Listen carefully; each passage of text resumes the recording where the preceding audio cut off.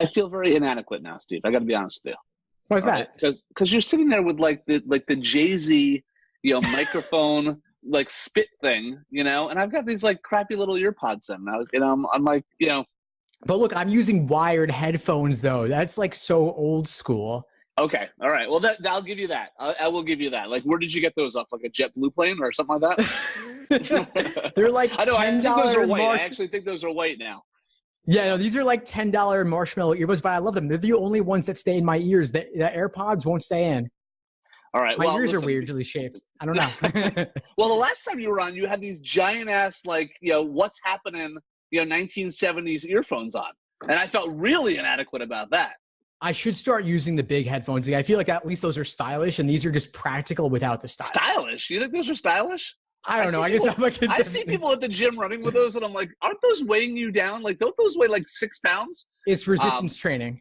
I guess so. So we got some people online, I guess, right? Yeah, we got some people in here. They're folding in.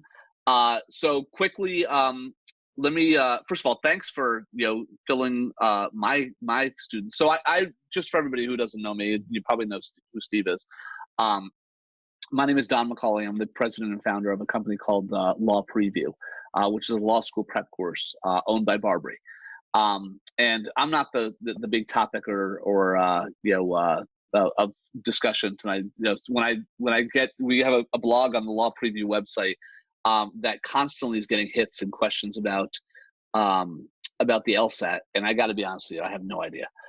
So I thought I'd reach out to my good friend Steve Schwartz, who runs LSAT Unplugged, and he can answer some questions. So that I don't want to answer introduce you without all your background. So go ahead and give a quick background as to who you are, Steve.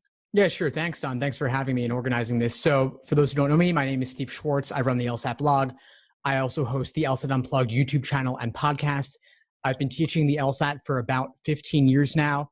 My own LSAT journey was from a 152 to a 175. It took me about a year to get there. And my hope is that it won't take students out there studying nearly that long. My goal is to kind of ease the way. And so I have a ton of resources. And my big focus these days, of course, is the digital LSAT, which of course we'll get into a bit tonight. Right. And you're going to do like a freestyle rap for us with that thing in front of your mic? Or no? Nobody wants to see that. Are you sure? A freestyle. I'm gonna give you 3 topics on the LSAT, and you have to form a rap. How's that? Oh wow, freestyle improv. So, no, that's not my thing. No. Then I don't want to do this interview. I forget. Okay? We'll save it for the after party. You're qualified. I do not think you're qualified. All right. So yeah, let's talk about the LSAT right now. I mean, like, honestly, imagine you have a student who has no clue as to, or they think they want to go to law school, or they're leaning that way. And if they, ask me, I will, may disabuse them of that notion. But if you have a kid who wants to start, exploring the law school admissions process, I guess the first part to start and think about is the LSAT, right? Yeah, of course. So the LSAT is, of course, the most important factor in the law school admission process. And just to frame this discussion a little bit, we're coming right now. It's the week after the September LSAT this past Saturday. And so anyone who's just starting off now, totally fresh, October, November LSATs, just a month or 2 months away, that's too soon. I wouldn't recommend taking the LSAT with only a month or 2 of prep. I would instead suggest minimum 3 to 5 months. Aim to take it January at the earliest, maybe the spring, and then ideally look to apply next fall if they're starting off totally fresh. On the other hand, if they just took September, they could maybe retake in October or November. In addition, because they're at least they're not starting from total scratch, they do have somewhat of a foundation. Right. As for how you get that foundation, that's a totally different thing. The biggest place I would start, of course, is the actual official LSAT prep tests published by LSAC. Right. Now, so the standard advice when I was applying to law school is, in terms of when to take the LSAT, it was like, when you're ready. Does that still apply now that you have because last year we ran our video series and we interviewed Kelly Testy, who's the new president of the LSAT, or LSAC, I guess. And her big thing was that she brought the digital LSAT to life. I guess obviously before that, people were taking it like I did, with a number 2 pencil. Have they made the transition over now to full digital? Because I know they were sort of spacing it in. So has it made its full transition? Yeah, it has. Actually, September, this past Saturday, was the first fully digital LSAT in North America. The July LSAT was the transitional exam. Half the students got the paper, half got the digital. But now with September and beyond, in North America, meaning US and Canada, it's totally digital, being administered on a tablet, a Microsoft Surface Go specifically, 10-inch tablet. There have been some tech issues that I'm hoping with time they will start to resolve more and more as time goes on. Right. But both July and September did have a few minor tech snafus, but hopefully they'll fix those going forward. Now, are the scores? I know that is it the GMAT that gives you the score right away. Does that happen with the LSAT? Sadly, no. I'm hoping with time they will, and they could at least give students the number they got correct, even if they don't give them the raw score conversion to a scaled score out of 180. They should be able to do that, and I think with time they will. Maybe they just don't want angry students yelling at proctors who are simply the guy who was hired to be there that weekend. Right. I don't know. But hopefully with time, they'll be able to give students more information immediately. But for now, it still is approximately a 3-week wait, as it always has been. Wow. Okay. So let's, we're taking the LSAT. It's going to be on a tablet. Does that, first of all, does the digital approach change the way you study for it?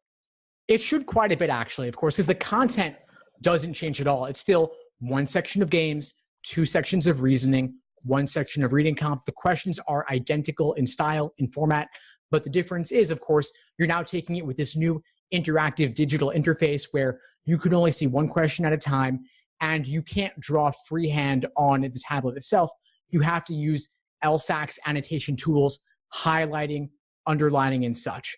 There are some good features, though. You can flag questions to come back to later, and you can eliminate answer choices, and they will kind of gray out on the screen. What that means for students prepping, of course, is that they can't only study out of books. They've got to do a few exams in the digital style. LSAC has made a few available on their website at familiar.lsac.org. Students can go on there and play around with the features. I recommend, of course, using a tablet. Doesn't have to be the Microsoft Surface Go specifically. Any tablet's fine. A Samsung, an iPad. You could buy an Amazon Fire for $150 and return it afterwards if you decide that it's not for you, just to get a little bit of experience with it, because it is not the same on a phone or a computer. Right. So it's so funny that because we polled admissions officers last year. I don't think I shared the results of that poll with you, but we posted them on our website. I forgive me if I didn't send it to you. It was fascinating. But one of the things that we asked the deans of admission was, when you pick up a student's file, what's the first thing that you look at? And overwhelmingly, overwhelmingly, above 80%, like the LSAT score, undergraduate GPA to some extent, but really the LSAT score. Why do you think it's such a big why are schools so reliant on it as a predictor of law school ability and maybe even success? That's a great question, Don. I think in part, there's a couple of things. One of them is, of course, grade inflation. There's a lot of grade inflation at a lot of colleges and universities. Right. And it's impossible. There are hundreds of colleges and universities in the country. You can't possibly know the details on every single one, including all the different undergraduate majors. And then, of course, some majors, it's easier to get an A than others. Like computer science might be tougher than sociology or English or what have you, something in the humanities, right? Right. And some professors are easier than others. I mean, remember, I had one professor who just gave everybody A's because he didn't believe in grades. Definitely a good class to take for law school, but no joke. But there's, of course, there's something questionable there. The LSAT is the truly single objective measure of students' ability. No grade inflation possible, no variation possible. LSAC, they're wizards over there with their knowledge of statistics. These test forms really are identical to each other in every possible way. And so that's the single reliable factor they can look at. Plus, it has a strong demonstrated correlation with first-year law school grades, which of course are related to bar passage rates. And law schools care very much about bar passage rates. Right. So in terms of other tests that are becoming more and more, at least allowed, but not necessarily, I don't think, favored, in terms of the GRE, And then there was a recent article about schools allowing another test this year. And I forget which one it was. It might have been the GMAT. Really? That a couple schools, yeah, no, and this is recent. I'm talking like in the last 2 months. I saw an article about a law school or two tinkering with the idea of allowing the GMAT as an entrance exam. First off, in terms of a law school, I know from the work that I do that they have to have some kind of a gatekeeping function to make sure that there are not a lot of bad actors out there in terms of law schools allowing students in who can't complete the 3-year curriculum. And to do that is to sentence somebody to a lifetime of basically owning a mortgage without a house, in terms of the student loans. So why do you think? I'm assuming that you've done some research, at least on the GRE, in terms of the comparison between the LSAT. What's your experience between people taking the GRE versus the LSAT, or maybe even some people who take both? There's something I've been quite curious about in the past couple of years is, of course, Harvard was the big name that started taking the GRE, and then other schools followed suit. And I was it kind of frustrated me a little bit, just because the ETS, the people who make the GRE, they haven't truly demonstrated, at least in my opinion, that the GRE is a valid predictor of anything. First year law school grades, bar passage rates, what have you. But and schools in the top 14, anyone they're going to admit is going to do perfectly fine. No one getting into Harvard Law is at risk of reasonably likely to fail the bar. Mm-hmm. But the GRE itself, what is it really testing? It's like the SAT. Now, of course, law school applicants just want to know, will they get in with this?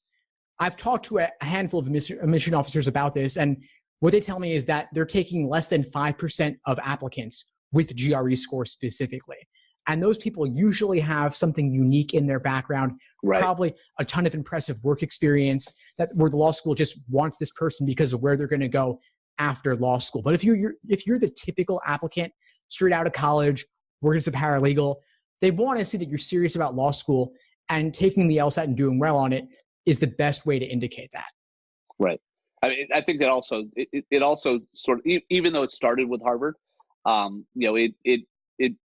it picked up momentum because law schools were really just fighting for the brain drain of everybody going to business school or other graduate programs rather than law school after the economic crunch, and for quite a few years after that, where law firms weren't hiring as many associates. Partners at the largest law firms in the world are like, wow, we could do a lot more with a lot less sometimes. And why does hiring Steve Schwartz, another associate, how is that going to help pay the mortgage on my Hamptons house? So let's not hire him. But I guess now that the hiring has come back, I think that that schools are, like you said, I would even be shocked it's 5%. I would say, from my conversations with deans of admissions, and even we actually did a poll of students. We do a poll every year called, Class of 2022, 2021, what makes you tick, sort of like figuring out who they are and what they did. And I think that the results of that poll came back at like 2% of the kids who took the GRE. And overwhelmingly, it was like, hey, I already took it. And if I could apply to law school with it, like, why not? Let me throw in an application.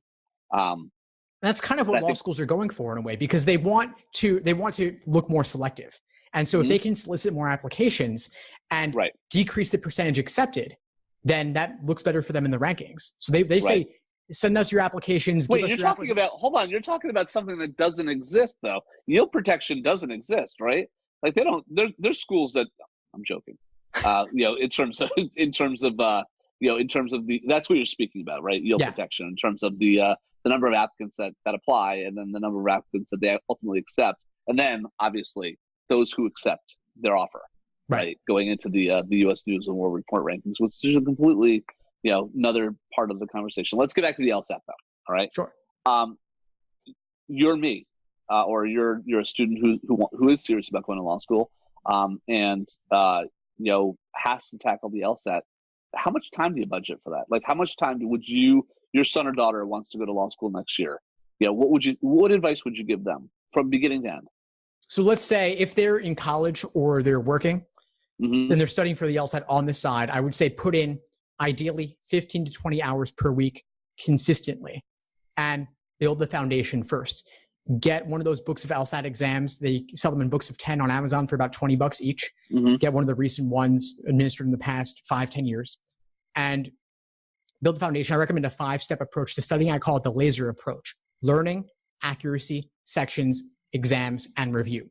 Learning is the theory, just studying the textbook, the different question types, getting a sense of what the LSAT involves. Accuracy is doing individual questions by type. Sections is 35-minute timed sections to work on your pacing. E is for endurance, doing full-length 5-section exams. And then review. How many of those would you do? I would do at least 10. 10 full-length timed exams under realistic test day-like conditions. Students often wonder, why did my test day score drop from my practice? Because the practice wasn't realistic enough. So really be really strict with yourself and do at least 10 so that test day is like just another practice. Gotcha. It's have you been following? I'm assuming you've been following the Malcolm Gladwell's revisionist history. Yes, I listened to those. Yeah. Yeah, and so when he interviews Dan Edmonds and John Katzman, other people that I know in your industry, the advice they give is it's not about getting the right answer. It's about finding the best answer quickly.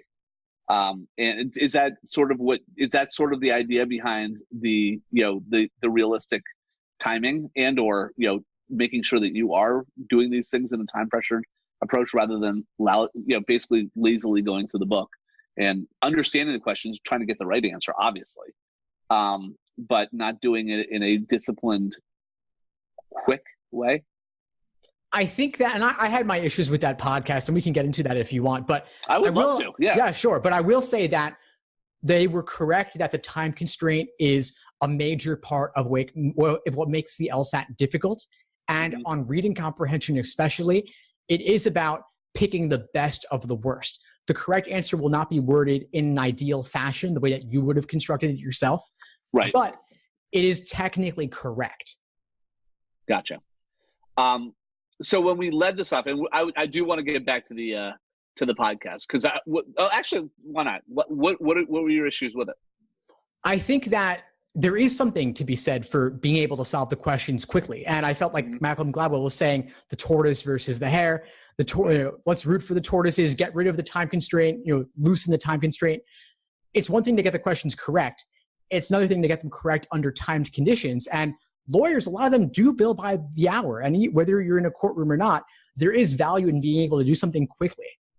And, the Noodle guys, Katzman and them, I think that they were saying, like, you don't have to, don't actually try to understand what you're reading to a certain extent. They were saying things like that. And I was like, don't understand it. Like, I get that you kind of want to skim a little bit because of the time constraint, but you should still try to walk away with the main idea.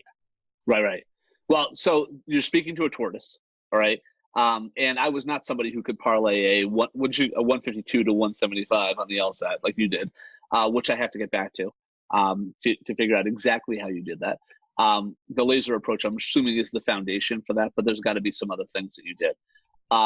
But I will also say, having been the tortoise and, also training a lot of tortoises, where I really did, what resonated with me about that podcast was, even though you do want your doctor or your lawyer to move quickly, right? You want them to be right, and having been at a large law firm for a number of years, prior to starting Law Preview, one of the things that sort of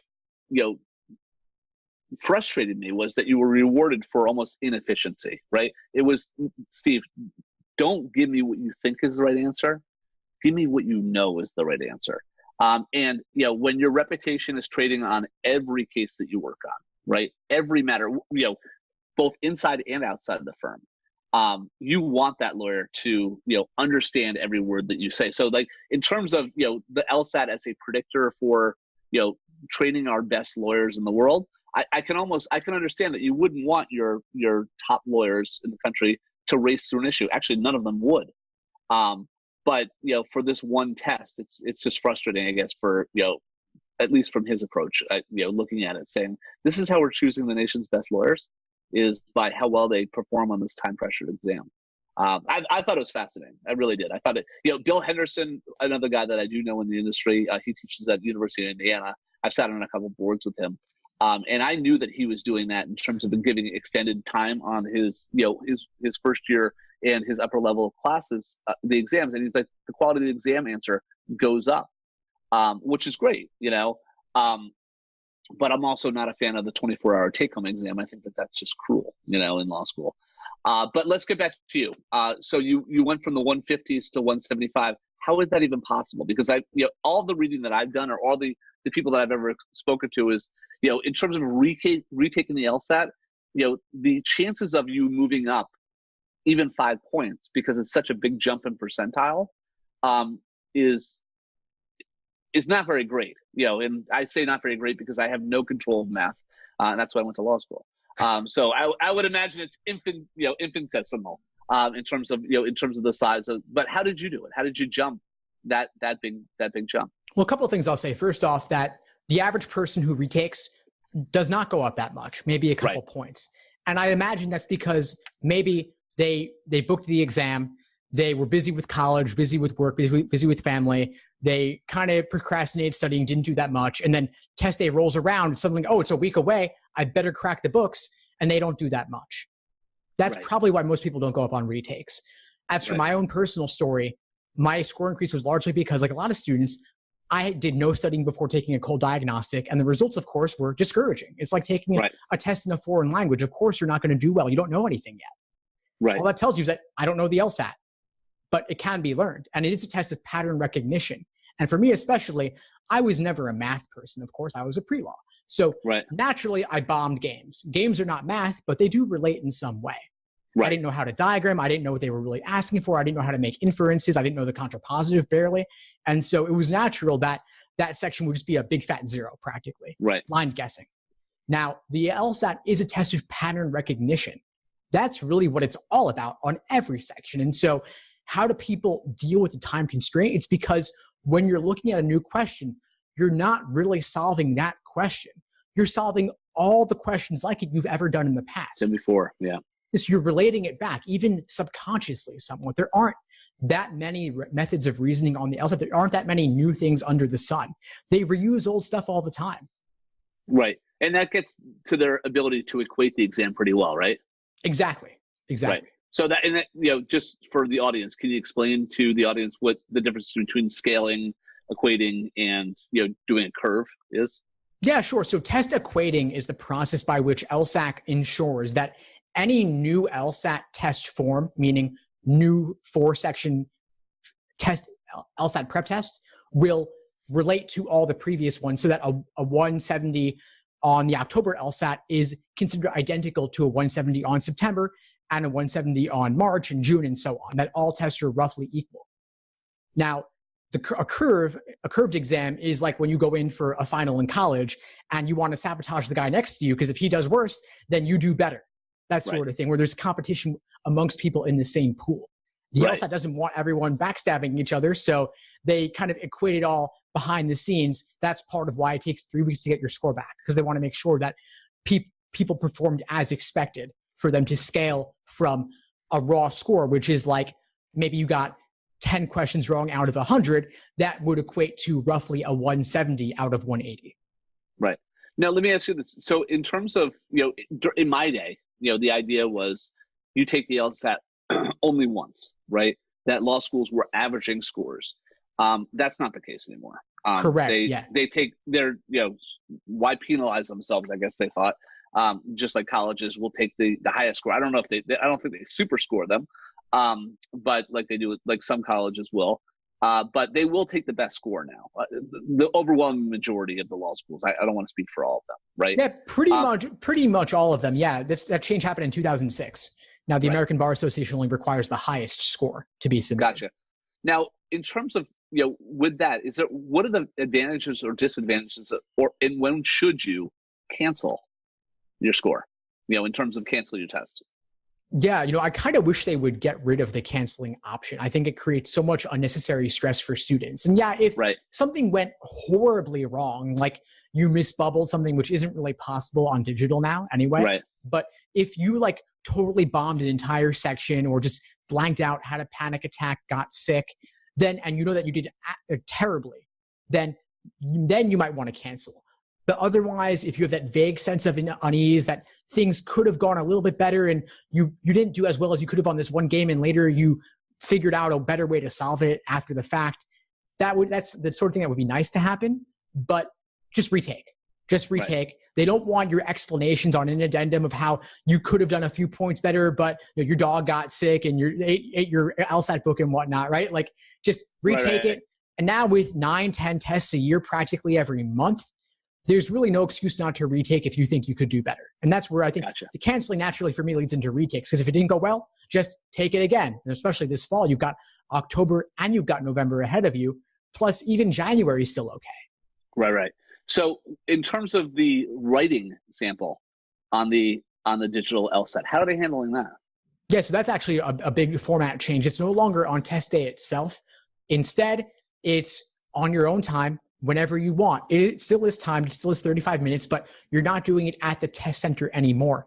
Instead, you're doing it from the comfort of your own home or your library, wherever you want to bring your laptop, and you just complete it later. You have up to 1 year to complete it after your test administration, but law schools will not release your score. The LSAC will not release your score to law schools until you complete it. Gotcha. So you're going on to a portal that once you start typing, it starts the time clock. Is that what it is? Exactly. You go on an LSAC site, you're logging in, and once you they help you get your text set up appropriately. And once you click start, timer starts, and you're off to the races. How, like, in all honesty, how important is the written portion of the LSAT? And good. It's still not that important, but it's a little bit more important than it used to be because they can actually read what you're typing now. Back when it was handwritten, they weren't going to bother sifting through all your terrible handwriting. Nobody has good handwriting anymore. But I was actually talking to the dean of UCLA, and he was saying how like now it's wonderful for him because he can just quickly skim them, and it's all typed. It's perfect. Maybe they will look at it a little bit more, but still, it's mostly for people where they have concerns over their writing abilities. If they bombed English class or they're a non-native speaker, they want to make sure that you're proficient. Right. It's funny. I also spoke to a couple of. We work really closely with our, a couple scholarship programs that we run through the law schools for students to come and take our program, the law preview program. And they, what the hell was that? That's like the largest mug I've ever seen. I know. I go pretty hard. By the way, what are you drinking? What are you drinking? This is a turmeric chai tea. So fancy. It's so fancy. Only the best for my LSAT classes. Yeah. I didn't realize. So they, but a lot of the deans of admission use it as a check against the personal statement. That they want to make sure that, Steve's writing style is comparable to what he submitted as the, on your personal statement. Otherwise, maybe he didn't write it. Exactly. Which is something that I was like, oh, wow, that's an interesting use of that tool, which I never thought, in my day when I was taking the LSAT, they were like, don't worry about it. It's not a big deal. And you're right, probably because like most law school admission teams wouldn't sit there and try to read through the response. If you're only spending like 5 minutes on an application anyway, writing sample gets what, 20 seconds? Right. So, so now, okay, we've taken the LSAT. All right. We think we can do better. Maybe we cancel our score according to your advice. If you walk out feeling queasy, you took the LSAT. That's really just a figment of living the life of somebody who's taken the LSAT. For whatever reason you want to retake, what's the best way to prepare for a retake? So you want to think about what you're going to do differently next time around. If there's a resource you didn't get that you maybe should have or thought about or considered, this is the time to do that. If you skimped on LSAT books and didn't want to get enough exams, don't skimp on them. It's the best investment you'll ever make. Go get another couple of books of exams so you're arming yourself with the best materials possible. And then focus on your weak areas. Take more timed practice tests. Increase the depth of your review process. Really analyze where your misunderstandings are stemming from. Because like I said, it's a test of pattern recognition. These things repeat. If there's a question you got wrong last week and you don't fully understand it, it's going to come up again in a different form in a future exam. And you don't want to get it wrong then too. So learn from your mistakes. Yeah, a lot of it's like Pavlovs dogs. Once you see it, once you get accustomed to it, you don't want to go for the wrong answer every time that they always throw out there at you. It's sort of like forcing yourself to stop drooling and say, okay, wait, hold on. I've recognized my salivary glands are going, something's wrong here. I want to go for A, but I know it can't be A. It's got to be one of the other choices. Is that what you're doing on LSAT Unplugged? Like, how are you in terms of your students? When you talk about your students, what kind of course offerings are you providing? Is it all online? Do you do in class? Yeah, it's all online. Okay. I have live online video, like master classes. I have Q&As. I walk through student written explanations. Masterclass. You sound very fancy. What's a masterclass? It's when we really get in depth with the students' review processes so that we can see what tricks are they uniquely falling for. I actually have students write out their own explanations for questions they got wrong. So we analyze what tricks and traps that student is uniquely prone to falling for so they don't make the same mistake again. So is this a one-on-one thing, or is it a group thing that you're doing? It's a group thing. Okay. So you're actually doing, there's actual feedback in terms of, are they on camera with you, in the room, basically in the chat room, I guess, with other students, where other students are looking at their responses, or are you just going through talking about one person's response to them? I have two types of programs I'll do. One program within the courses is where students will submit their explanations in advance. And then I'll throw it up on the whiteboard and we'll analyze it together as a class. And then I have group coaching where students actually get on camera with me and we talk through their problems. Gotcha. It looks like we have some questions here. So in terms of other, before we do, but in terms of other strategies for retakes, because I saw one student was talking about, prepping for the retaking for the October test. What other strategies? Like, what's the most common pitfall you find, other than the kid who waits until the last week before he's like, oh, I should crack this book? I think the biggest mistake, honestly, aside from not spending enough time, is not spending enough time on the review process specifically. Students just take exam after exam. They measure the results. They get obsessive with like charts and spreadsheets and all that. But they just, after they take one exam, they move on to the next, hoping to get that, that randomized reward of getting a higher score. When in reality, the true value in doing an exam comes from getting questions wrong, finding out what you struggled with. If you work through 100 problems and you get 15 wrong and guess on another 10, that's 25 to review. Right. And that's where the gains of understanding come from, is when you can review all of those 25 so that you don't make those same mistakes again. Right. And it's so funny. I mean, that logic or that pedagogy, I guess, continues over to the law school. Because when we prep students to really kick ass the first year, the biggest thing is really taking as many practice exams, even though there's no chance you'll see those questions again. It's getting familiar with the professor's writing style, the way they test, a lot of the questions, types that they're asking, and many of them are coachable. So I agree. Once you sit there and say, "Oh, I got this wrong" or "I got this right," let me move on and see if I can get more right on the next one. It doesn't do you much help unless you're actually sitting there saying, "Why did I get this wrong?" And like any good law student, the big thing that that will go through and course through the rest of your life is you will become the most skeptical person you'll ever meet in your life, and you'll be constantly asking, "Why? Why should I believe Steve Schwartz? Like why? Why should you do this? Why are they asking this? Why is the court saying this? Why are they using this logic rather than using a 4-part test? They're using a 3-part test like other courts." And it obviously plays into the same vein with students who want to excel on the LSAT. Do you want to take a couple questions? Yeah, sure. Let's do it. All right. So we have one here from Brittany. Oh, I'll let you read it off then, because my vision is not that great right now. All right. Okay. Brittany's saying. Oh yeah, there it is. All right. Brittany's saying she took the LSAT in January. Can they use her writing section from that test, or should she submit a different one? She's taking it again in October. So once you've done the writing sample, you don't have to do another one ever again. Okay. Even if you've done the old paper LSAT, you did a writing sample for that, you don't need to do a new one, but you can if you like. And I think if you did a paper one where written by hand, it could be good to do a digital one just so they have an example they can actually read and make use of. But once you've done a digital writing, I wouldn't bother doing one again. Gotcha. What about, how long's the new digital LSAT last? Is it still 5 years? Yeah, it's still 5 years. The score reports are still good for 5 years. Gotcha. Well, Brittany seems very happy. Hooray! We're happy to make you very, very happy, Brittany. All right. Do you have any specific this is from Allison.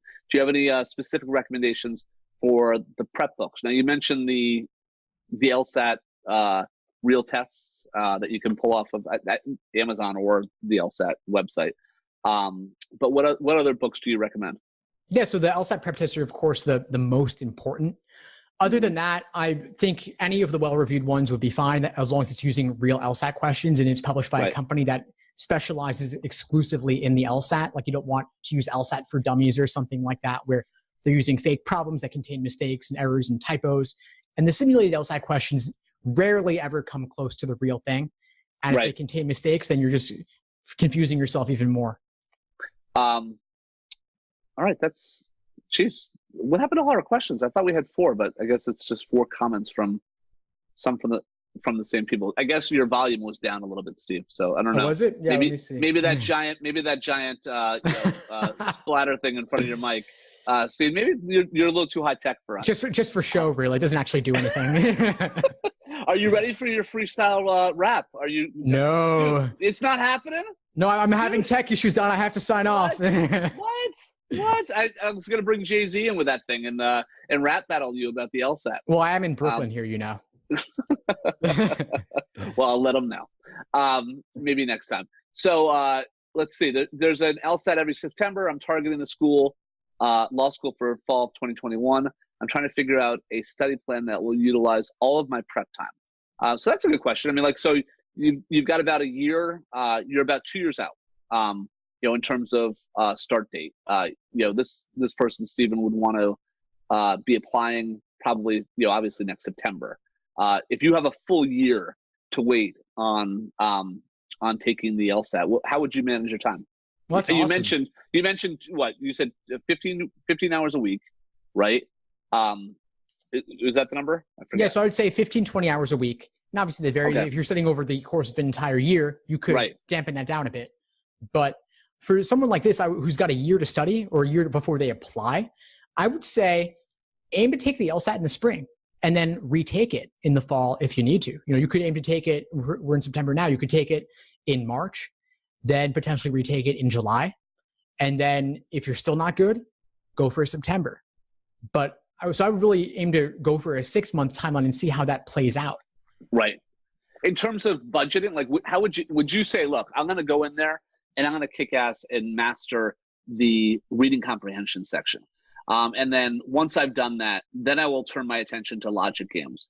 Or how would you budget your time in terms of studying for different parts of the exam? Yeah, I definitely like the divide and conquer approach. I like focusing on one section, mastering that, moving on to the next. But I actually start with games because games are the scariest at first for most students, but they actually are the most learnable and perfectible. And so once you tackle that mysterious beast of games, then you get a big morale confidence boost. You can go in and tackle the others. And then once you move on to logical reasoning, still cycle in games to stay fresh, then cycle in reading comp while working on the others as well. But I'd start with one at the beginning. Okay. So we have a question from Brian. Is it Brian here? Or Bran? I can't really see. But it's about, I guess there's a rumor that the logic game section has become harder than in the past. Is that true? Yeah, so September, I think Brandy's referring to September's LSAT. Brandy, I'm sorry. Brandy. You got cut off for me too. Yeah, so September's LSAT this past Saturday did have a notoriously difficult logic game section, and a lot of students were up in arms about it, very upset, surprised by it. And she's asking, is this the new normal? And why did this happen? I think LSAC is always looking to throw curveballs. They're always looking to ramp up the difficulty of the exam because people are prepping more than they used to. It's gotten more competitive. And so they want to kind of normalize the curve based in response to students. And so I do think games will get harder over time as they have been. They want to challenge students who are trying to copy someone else's technique or use too regimented an approach. And so the way to counteract that as a student is just be really good at games and do all the tough ones that have ever appeared. I have a list on my site, and I can also email it out to everyone afterwards of just all the tough games over the years, where I would really recommend focusing if you're looking to perfect them. And there's no reason you can't do all of those before even October.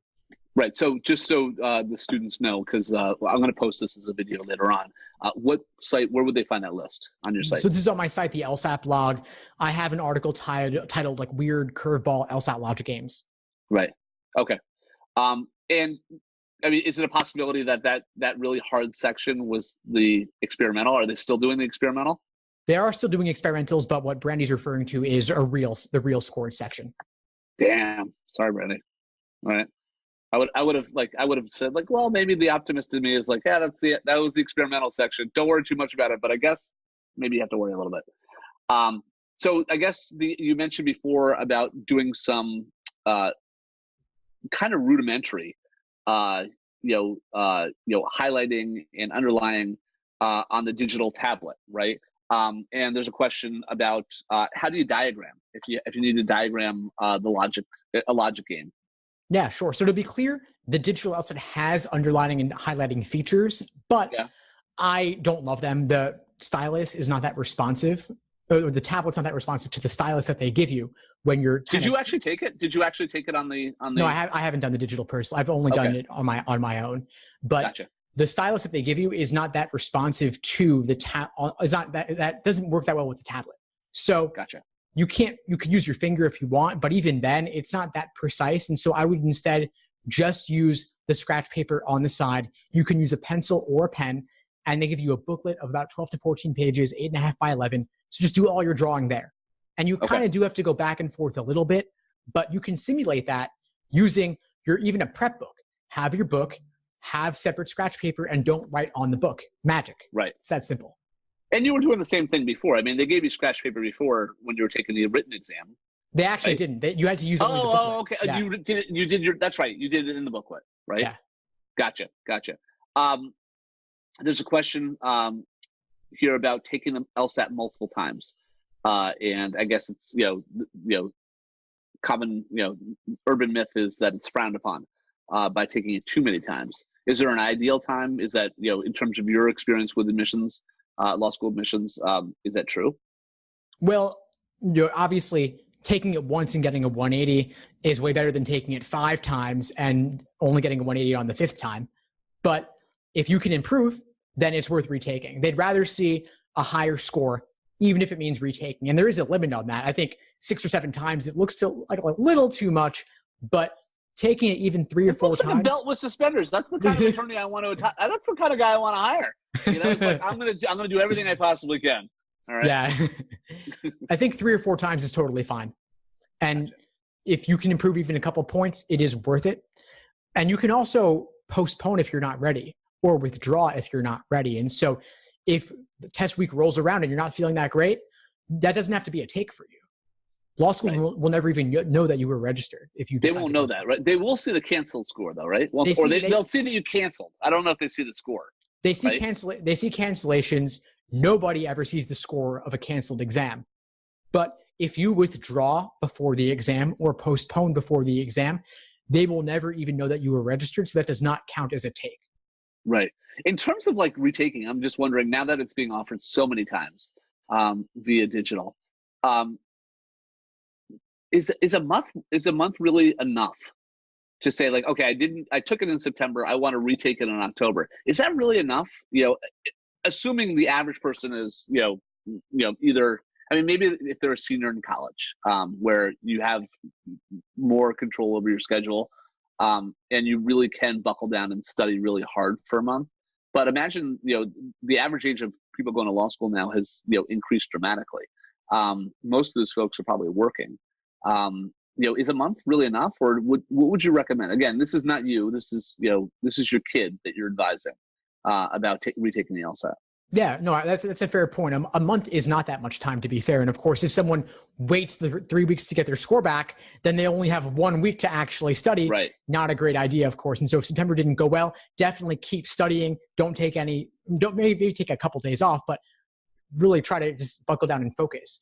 But the nice thing is that you also have November. Like you could just take September. If it didn't go great, do November instead. That way you have 2 months, which should be more time. And if you focus, plus you already have all the previous studying you've done under your belt, you might not need that much more. There also is an element of luck. LSAT scores have a score band. Wait, hold on. There's an element of luck? There is, yeah. Oh, okay. How come I didn't get lucky in the LSAT? Well, I didn't say good luck necessarily. Oh, okay. Okay. There's an element, there's a 3.5 point score band on either end. So someone whose true aptitude is a 160, they might get a 160, they might get a 157, they might get a 164. And yes, it's a totally valid exam. There is that margin on either end. And so if your true score is a 160, but September went poorly, you got a 157, you could just stay fresh and get a 164 the next time without improving understanding at all. And or at least a 160, or at least a 160. At least a 160. And if you actually study and actually improve your understanding, you could do even better than that. So, and because law schools don't average scores and only take the highest, there's really not much downside other than your LSAT registration fee and having to spend your weekends studying instead of partying. Gotcha. In terms of, let's just talk about the cost of it. In terms of the cost of, taking the LSAT for somebody who hasn't explored it. What's it cost? So it costs $200 to register. Okay. And then that's just that's a one-time shot at it. That's for each take. So if you took it 3 times, $600. They do have a fee waiver program for those who demonstrate financial need. I recommend submitting that early because they take a while to process it, but that can help you save some money. Where they make their money, though, really is on the fees. Like if you postpone, there's a fee to postpone to a later test date. If you register late, there's a fee for that. And so you want to go on their site, be on top of all the deadlines, maybe add them to your calendar so that you're not paying up the nose for all these different little things. Gotcha. Do you have a calendar on your website that might be a nice little feature, is the ICS calendar that you just download? Well, that's a good idea. Excuse me. I'm full of great ideas. All right, I'm going to write this down. Right, Jesus Christ. I invented the iPhone too. I just didn't execute on it. All right. That was my problem. Damn, I had this Palm Pilot and a flip phone, and I was like, wouldn't it be great if we combine these things? No, I mean, that would be a cool thing, is, obviously, is to keep everybody on task, because those fees do, I know that, having looked at it, the later you go, the more expensive it gets, and there's no reason to pay it, take that. Is the same thing applying now in terms of those deadlines with the digital exam happening so often? Yeah, there still are all the same deadlines and associated fees and such. And because there's 9 or 10 test dates, LSAC is raking in the dough on all those fees. And we had a comment from Brittany here saying, apply for the fee waiver. If you get denied, you can appeal the fee waiver. That's a great point. And you can show extra documentation if they deny you the first time. It is worth retrying. Gotcha. And we have Cynthia saying that she appealed. It was approved. So definitely worth doing. We have a couple people who benefited there. Yeah, for a couple $100, that's definitely. I mean, it would pay for at least a half a mug of tea for him, right? In terms of your organic chai, whatever the hell you're drinking tea. All right. So last bit of advice before we let these folks go. We've kept them on the line for about 50 minutes. What would be your overall best tip for the LSAT? All right, and the thing that you've seen students do that is a absolute must no. Like, what is the biggest pitfall that most students see? Oh, wow. Okay. So I guess I've said a lot already, but one thing I haven't said is that these cold diagnostics that students take, they can be really discouraging at first. So don't let your diagnostic score hang over you like a dark cloud of despair. It does not define you. It's only a starting point. And you sound like Oprah. Yeah, I know. I'm trying to be all motivational, rah rah. Yeah. Go. It's all that tea I've been drinking. But it doesn't define you. It's just a starting point. I know that you can improve significantly from there. Just have a systematic plan of attack, and that's what that laser approach I mentioned is: learning, accuracy, sections, exams, review. It's what my study plans are all based upon: the month-by-month ones, the day-by-day ones on my site, where I lay out exactly what to be doing, how to use the LSAT exams, how to use the LSAT prep tests, the theory, the articles on my site. I pull it all together for you to make it easy to use. As for the absolute no-no, I would say, absolute no-nos. Spend less time on the message boards online. They're instead of reading about other people studying and the stories they make up about what they've done, just focus on your own study process. Don't get wrapped up in what they're doing. Just focus on yourself. Hit the books. It's funny. One of the so we're actually doing a law school admissions roundtable where we've got 10 law school admissions deans who are basically answering a bunch of questions. And for that we get constantly about the law school admissions process. And based on that survey that we did last year of law school admissions deans, in terms of like, what part of the question do you read first? What Democrat? What political party are you most affiliated with? Which overwhelmingly Democrat. But the one thing they kept saying was that, oh shoot, now I'm like drawing a blank on your last piece of advice, because it was playing off of that. I was seeing the message boards and focusing on your own study. So they were saying that exactly that. It's like, in terms of the number of people, the admissions deans who look at those message boards, it was like 75%. And then the follow-up question that was, how often are they inaccurate when they reference your school? And it was like plus 90%. Like they don't for some reason, I guess, if it's on the internet, it's not always true. Russia's on those boards too. Well, listen, I mean, there might be, don't even start me. All right. But listen, I really appreciate you taking the time to clarify this. I know that the digital LSAT has been, there's been a lot of questions surrounding it. This I hopefully made folks feel a lot better about, approaching the LSAT and ultimately going to law school. No, thanks, Tom. This was fantastic. Thank you for the chat and the conversation. Thanks for having me, and looking forward to getting this out for everyone. Yeah, awesome. Dude, thank you very much. Hopefully we'll do this again, because I really enjoyed chatting. I'll be like the Gale to your Oprah. How's that? Perfect. Then we can flip the script as always. All right. Take it easy, man. Have a good night, everyone. Thank you. Bye-bye. Thanks for tuning into the show. Please subscribe if you haven't done so already to be notified of new episodes as I release them. And feel free to reach out if you need anything at all as you move forward with your prep. I'm happy to help however I can. In the meantime, I'll wish you all the best and take care.